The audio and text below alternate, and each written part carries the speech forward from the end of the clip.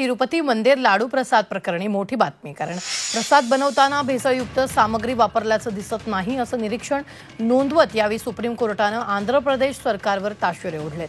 तसंच लाडू प्रसाद तपासाचा निकाल निघाला नसताना माध्यमांमध्ये निवेदन देण्याची काय गरज होती असा सवालही सुप्रीम कोर्टानं केला। यावरून सुप्रीम कोर्टानं आंध्र प्रदेशच्या मुख्यमंत्र्यांना खडेबोल सुनावलेले आहेत। मोठी बातमी आपण आत्ताच्या क्षणाची पाहतोय। तिरुपती मंदिर लाडू प्रसाद प्रकरणी सुप्रीम कोर्टानं हे निरीक्षण नोंदवलेलं आहे। निकालाआधी माध्यमांना निवेदन देण्याची गरज काय असा सवाल यावेळी विचारण्यात आला।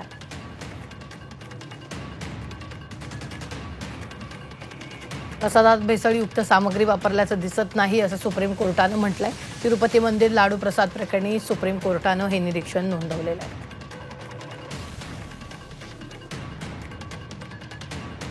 आंध्र प्रदेश सरकारला त्यांनी यावेळी खडेबोल देखील सुनावलेले आहेत। प्रसादात भेसळयुक्त सामग्री वापरल्याचं दिसत नाही असं देखील सुप्रीम कोर्टानं निरीक्षण नोंदवलेलं आहे। निकालाआधी माध्यमांना निवेदन देण्याची गरज काय असा देखील सवाल यावेळी उपस्थित करण्यात आलाय। मोठी बातमी आपण आत्ताच्या क्षणाची पाहतोय। तिरुपती मंदिर लाडू प्रसाद प्रकरणी सुप्रीम कोर्टानं निरीक्षण नोंदवलेलं आहे।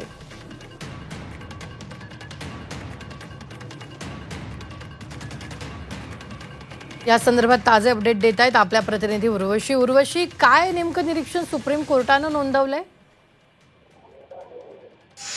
आज आपण बघितलं तर एक स्पेशल इन्क्वायरी, इंडिपेंडेंट इन्क्वायरीसाठी सर्वोच्च न्यायालयामध्ये तिरुपती मंदिर लाडू प्रसाद प्रकरण अशी प्ली आलेली आणि तिथेच आपण बघितलं तर त्या सुनावणीच्या दरम्यान सर्वोच्च न्यायालयाने राज्य सरकारवर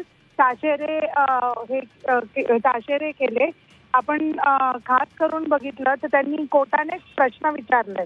तर पहिलं म्हणजे की लाडू प्रसाद तपासचा निकाल न निघता माध्यमांमध्ये निवेदन देण्याची गरज काय होती।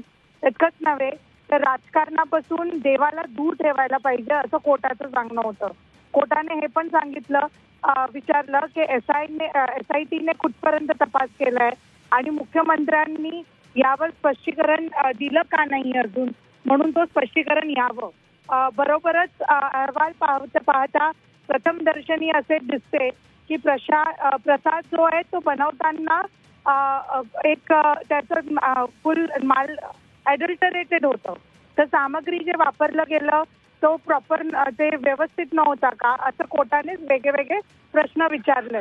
पण ओव्हरऑल बघितलं तर SIT मार्फत या प्रकरणाचा तपास केला जाईल। राज्य सरकारने जे SIT गठन केलं त्याला घेऊन आणि एजन्सीला जे आहे गुरुवारीपर्यंत सगळ्या जे आपले स्वतःच्या रिपोर्ट्स आहेत ते सबमिट करायला सर्वोच्च न्यायालयाने सांगितलं।